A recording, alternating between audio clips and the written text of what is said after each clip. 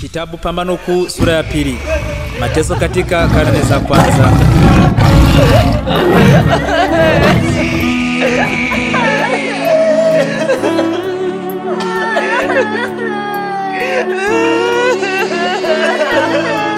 Yesu alipowafunulia hatima ya Yerusalemu na matukio ya ujio wa pili, alitabiri pia uzoefu wa watu wake tangu wakati ambao angechukuliwa kutoka kwao hadi kurudi kwake katika nguvu na utukufu kwa ajili ya ukombozi wao. Kutokea kwenye mlima wa Mizeituni, Mwokozi aliziona dhoruba ambazo zingelikabili kanisa la mitume, na akipenya zaidi katika wakati ujao, jicho lake lilibaini pepo kali zinazotisha ambazo zingewapiga wafuasi wake katika zama zilizokuwa zinakuja za giza na mateso.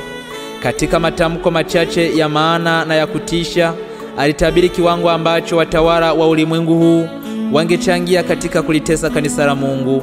Mathayo 24 fungu la 9, 21 na 22.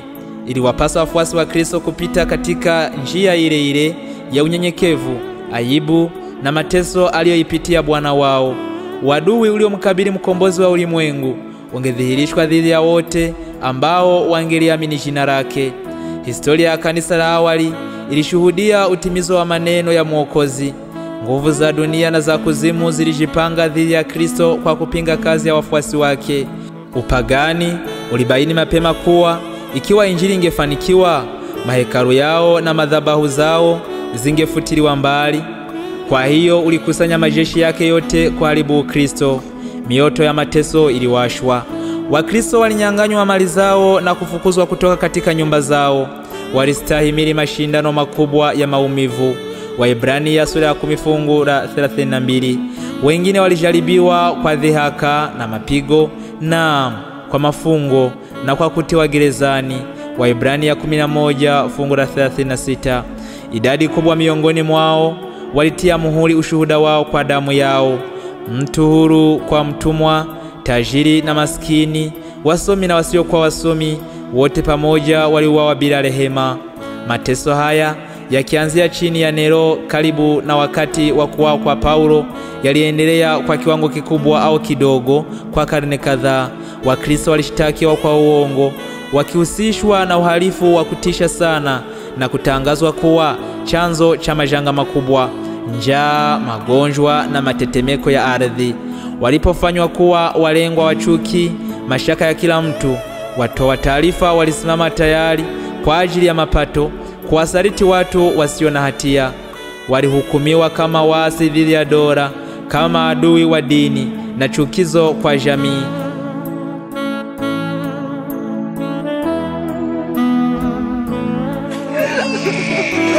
Idadi kubwa miongoni mwao walitupwa kwa wanyama wakali au waliunguzwa moto katika viwanja vya maonesho. Baadhi walisulubishwa, wengine walifunikwa kwa ngozi za wanyama pori na kusukumiwa katika viwanja vya michezo ili walaluliwe na mbwa. Adhabu yao ilifanywa kuwa burudani katika sherehe za umma. Umati mkubwa wa watu ulihudhuria kufurahia mateso yao, na watazamaji waliangua vicheko na nderemo walipowaona wahanga wa mateso wakifa kwa uchungu mkubwa. Popote walipotafuta makimbilio, hawa wafuasi wa Kristo walisakwa kama wanyama wa mawindo. Walilazimika kujificha katika maeneo ya ukiwa na upweke. Walikuwa wahitaji, wakiteswa, wakitendwa mabaya, watu ambao ulimwengu haukustahili kuwa nao. Walikuwa wakizunguka katika nyika na katika milima na katika mapango na katika mashimo ya nchi. Aya 37 na aya 38. Mapango yalitumiwa na maelfu kama maficho. Chini ya milima nje ya mji wa Rumi, mahandaki marefu yalikuwa yamechorongwa katika ardhi na miamba.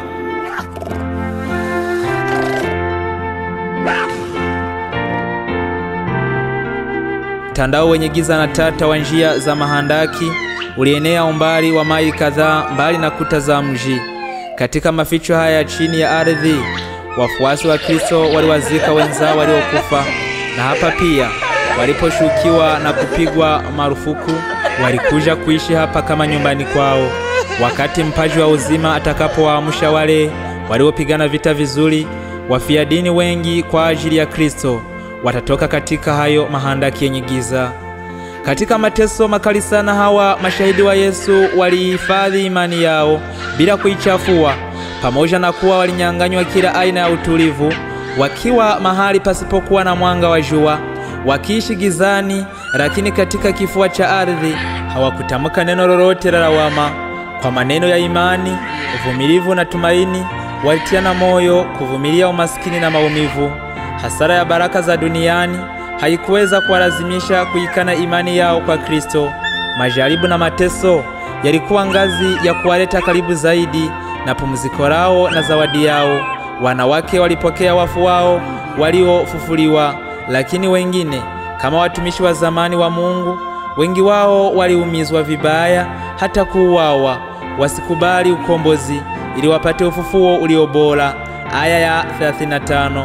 Haya yaliwakumbusha maneno ya Bwana wao kuwa wanapoteswa kwa ajili ya Kristo walipaswa kushangilia, kwa kuwa thawabu yao ingekuwa kubwa mbinguni.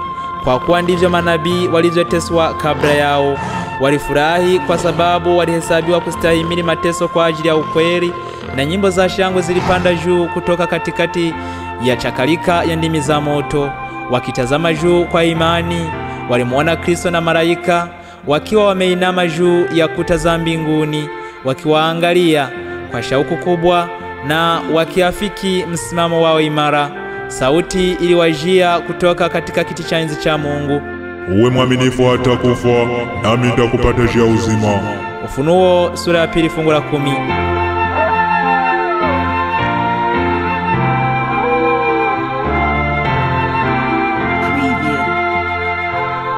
Ilikuwa juhudi za bure kwa shetani kujaribu kuliharibu kanisa la Kristo kwa nguvu.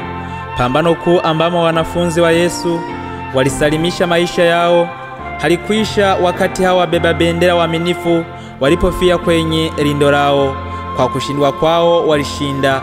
Watendakazi wa Mungu walichinjwa, lakini kazi yake ilisonga mbele daima, na idadi ya wafuasi wake ilizidi kuongezeka. Ilipenya katika maeneo yaliyokuwa hayafikiwi na majeshi ya Kirumi. Mkristo mmoja alisema, mnaweza kutuua, kututesa, kutuhukumu. Uonevu wenu ni ushahidi kuwa sisi hatuna hatia, wala ukatili wenu hautawasaidia.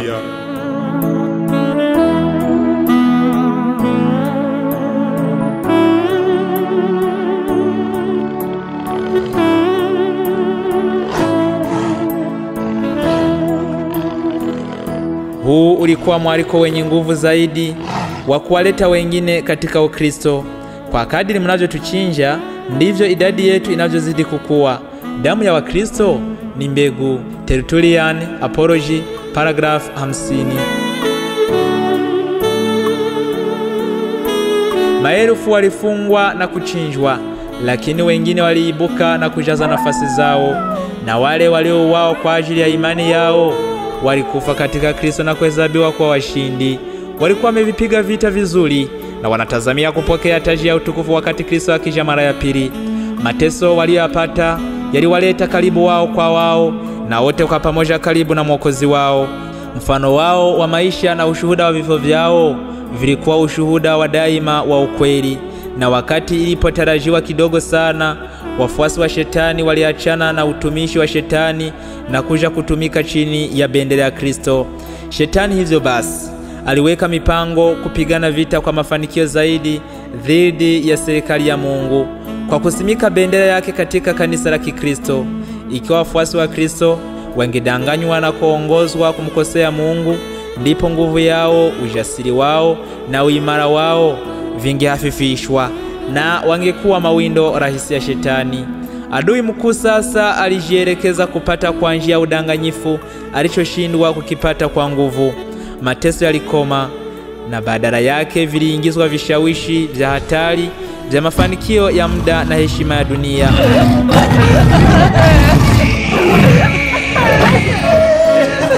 Waabudu sanamu waliongozwa kupokea sehemu ya imani ya Kikristo, huku wakitupilia mbali kweli zingine muhimu. Walidai kumkiri Yesu kuwa mwana wa Mungu na kuamini mauti na ufufuo wake, lakini hawakushawishika kuwa ni wenye dhambi wala kuhisi haja ya toba au ya badiliko la moyo. Kwa wao, kupunguza mambo fulani katika imani zao walipendekeza kuwa Wakristo nao wapunguze baadhi ya mambo ili wote waungane kwenye jukwaa la imani ya Kikristo.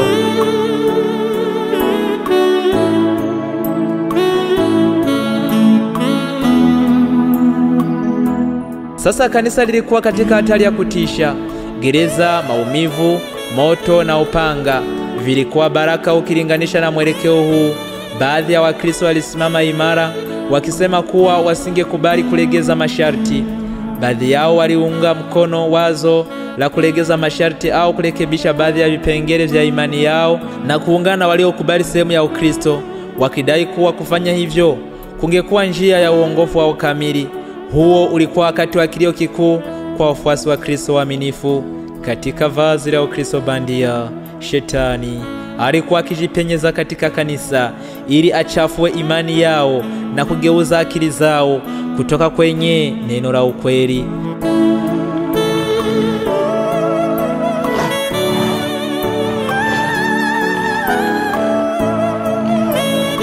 Hatimaye Wakristo walio wengi walikubali kushusha viwango vyao na muungano uliundwa kati ya Ukristo na upagani. Ingawa waabudu sanamu walidai kuwa wameongoka na kujiunga na kanisa, bado waliendelea kung'ang'ania ibada zao za sanamu, wakibadilisha tu vitu vya kuabudu kuwa sanamu za Yesu, Mariamu na watakatifu. Chachu mbaya ya sanamu iliyoingizwa kanisani kwa njia hiyo iliendeleza kazi yake ya uharibifu. Mafundisho potofu, kaida za kishirikina na sherehe za ibada ya sanamu zilijumuishwa katika imani na ibada ya kanisa. Wafuasi wa Kristo walipoungana na waabudu sanamu, dini ya Kikristo ilinajisiwa na kanisa lilipoteza usafi na nguvu yake. Walikuwepo baadhi hata hivyo ambao hawakupotoshwa na makosa haya. Bado walidumisha uaminifu wao kwa muasisi wa ukweli na walimwabudu Mungu pekee. Kumekuwepo daima matabaka mawili miongoni mwa watu wanaodai kuwa wafuasi wa Kristo. Wakati tabaka moja linajifunza maisha ya Mwokozi na kwa dhati utafuta kusahihisha kasoro zao na kufuata mfano wa Kristo, tabaka jingine hujiepusha na ukweli wa wazi unaohusu maisha ya kila siku ambao hufunua dosari zao. Hata wakati wa usafi wake wa juu kabisa, kanisa halikuundwa na watu ambao wote ni wa kweli safi na wa dhati. Mwokozi wetu alifundisha kuwa wale ambao kwa kuchagua waliendekeza dhambi hawakupaswa kupokelewa ndani ya kanisa, lakini alijihusisha na watu waliokuwa na kasoro katika tabia na aliwanufaisha kwa mafundisho na kielezo chake ili wapate fursa ya kuona kasoro zao na kuzisahihisha. Miongoni mwa wale 12 alikuwa msaliti. Yuda alipokelewa sio kwa sababu ya dosari zake za tabia, bali alipokelewa pamoja na kwamba alikuwa nazo. Aliunganishwa na wanafunzi ili kwa njia ya mafundisho ya mfano wa Kristo aweze kujifunza mambo yanayounda tabia ya Kikristo, na hivyo aweze kuongozwa kuona dosari zake, atubu na kwa msaada wa neema ya Mungu asafishe roho yake kwa kuitii kweli. Lakini Yuda hakutembea katika nuru ambayo kwa neema ya Mungu iliruhusiwa imwangazie. Kwa kuendekeza dhambi, alialika majaribu ya Shetani. Mazoea mabaya ya tabia yaliruhusiwa kutawala. Alisalimisha akili yake chini ya utawala wa nguvu za giza. Alikasirika wakati makosa yake yalipokemewa, na hivyo aliongozwa kutenda uhalifu wa kutisha wa kumsaliti Bwana wake.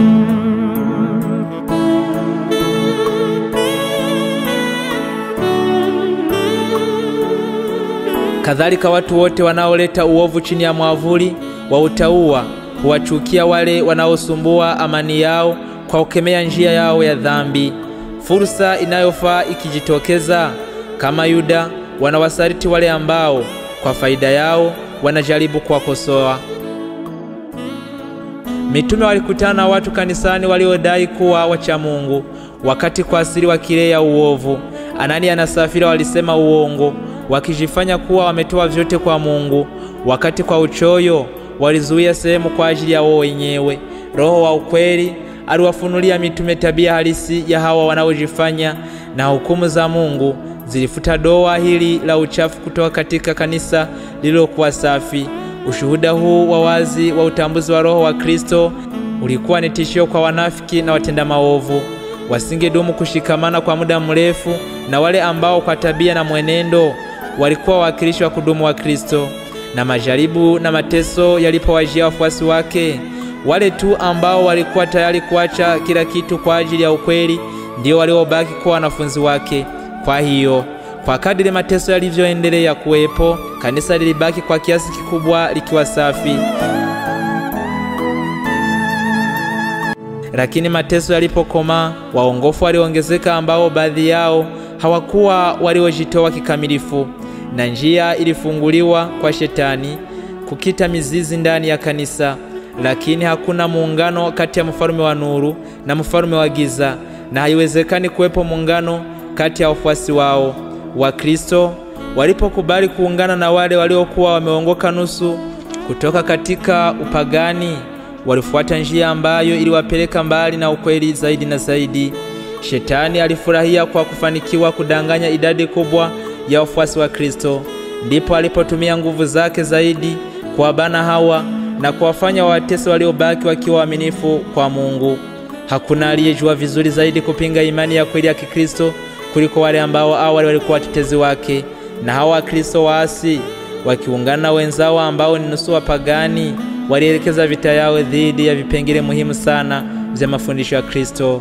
Ilihitaji jitihada kubwa sana kwa wale ambao wangekuwa waaminifu kusimama imara dhidi ya udanganyifu na machukizo yaliyofichwa katika mavazi ya kikuhani na kuingizwa katika kanisa.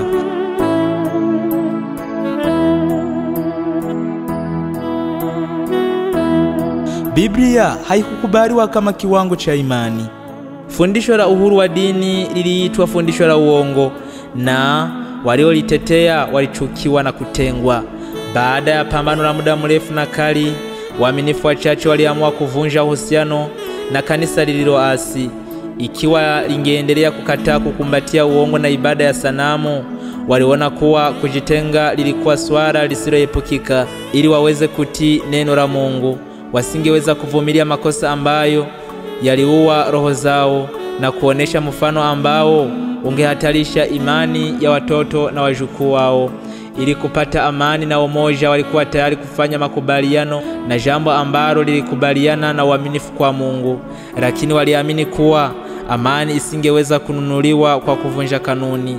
Ikiwa umoja ulimaanisha kulegeza masharti ya ukweli na utakatifu, ni afadhali kuwepo tofauti na hata vita.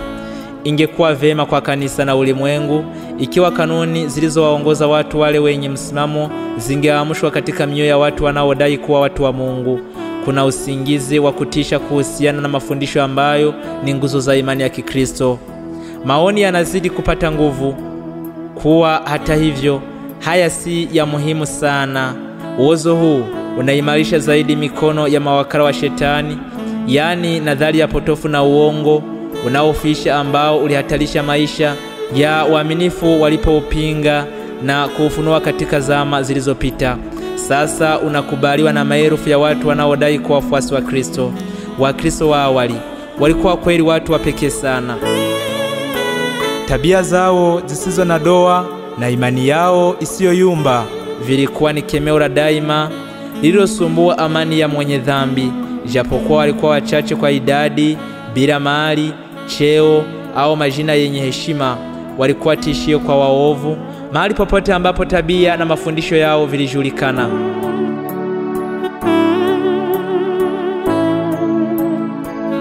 Kwa hiyo walichukiwa na watu waovu, sawa na jinsi Habili alivyochukiwa na Kaini mwovu, kwa sababu ile ile ambayo kwayo Kaini alimuua Habili. Waliotupilia mbali udhibiti wa Roho Mtakatifu waliwaua watu wa Mungu.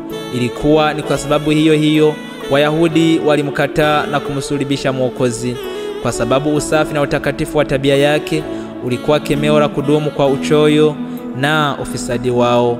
Tangu siku za Kristo mpaka sasa, wanafunzi wake waaminifu wameamsha chuki na upinzani wa wale wanaopenda na kufuata njia za dhambi. Hivyo basi, ni kwa jinsi gani injili inaweza kuitwa ujumbe wa amani?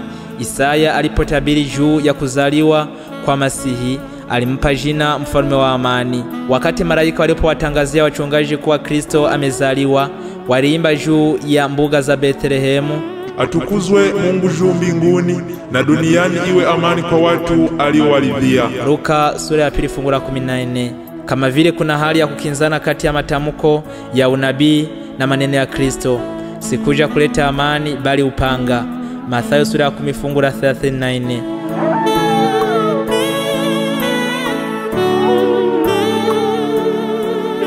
Lakini zikieleweka vizuri, aya hizo mbili zinapatana kabisa. Injili ni ujumbe wa amani.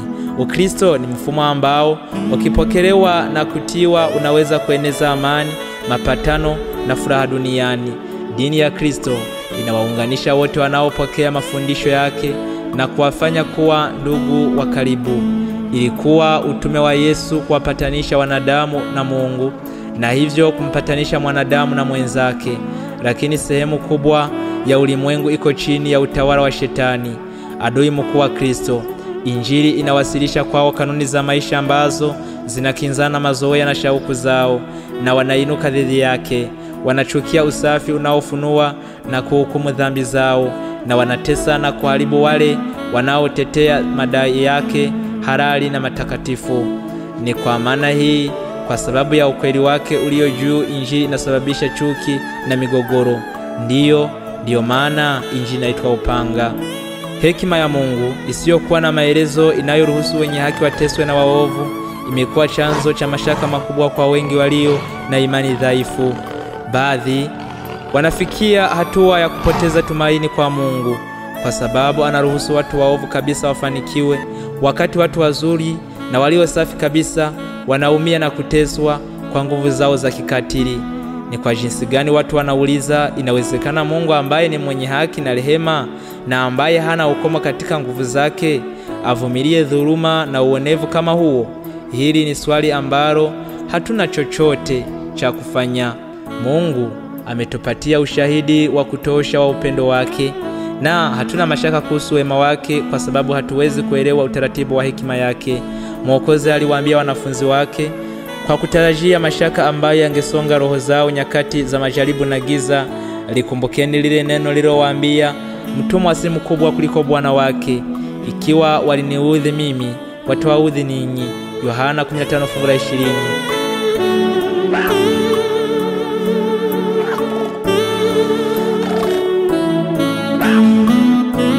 Yesu aliteseka kwa ajili yetu zaidi kuliko yeyote miongoni mwa wafuasi wake anavyoweza kuteseka kwa sababu ya ukatili wa wanadamu waovu. Wale ambao wameitwa kuteseka na kufa kwa ajili ya Kristo wanafuata nyayo za mwana mpendwa wa Mungu. Bwana hakawii kuitimiza ahadi yake. Waraka wa pili wa Petro sura ya 3 fungu la 9. Hasahau au kuwatelekeza watoto wake, bali anawaruhusu waovu waoneshe tabia yao halisi, ili yeyote aliye na shauku ya kutenda mapenzi ya Mungu asidanganyike kuhusiana nao.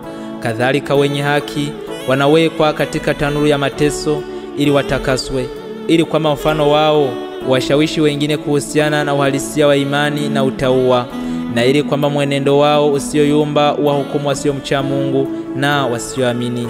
Mungu anaruhusu watu waovu wafanikiwe na wadhihirishe wadui wao dhidi yake, ili watakapokuwa wamejaza kipimo cha uovu wao, watu wote waweze kuona haki na rehema yake wakati anapowaangamiza kabisa. Siku ya kisasi chake inakuja upesi, wakati wale wote ambao wamevunja sheria yake na kuwakandamiza watu wake watapokea zawadi stahiki ya matendo yao. Wakati kila tendo la ukatili na uonevu kwa mwaminifu wa Mungu litaadhibiwa kana kwamba ni Kristo mwenyewe aliyetendewa. Kuna swali lingine muhimu ambalo lapaswa kujibiwa na makanisa ya leo. Mtume Paulo alisema, na wote wapendao kuishi maisha ya utauwa katika Kristo Yesu wataudhiwa. Waraka wa pili kwa Timotheo sura ya 3 fungu la 12. Kwa nini sasa mateso yanaonekana kwa kiasi kikubwa ya kusinzia? Sababu pekee ni kwa kanisa limekubaliana na kiwango cha dunia, na kwa hiyo haliamshi upinzani.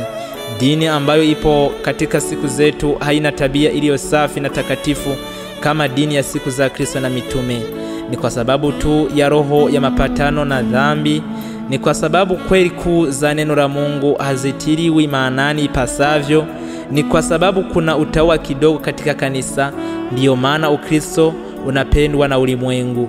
Hebu na kuwepo uamsho wa imani na nguvu ya kanisa la awali, na roho ya mateso itaamshwa, na mioto ya mateso makali itawashwa upya mwisho wa hukumu. Tembelea Duka la Vitabu SDA YouTube channel kwa vipindi zaidi.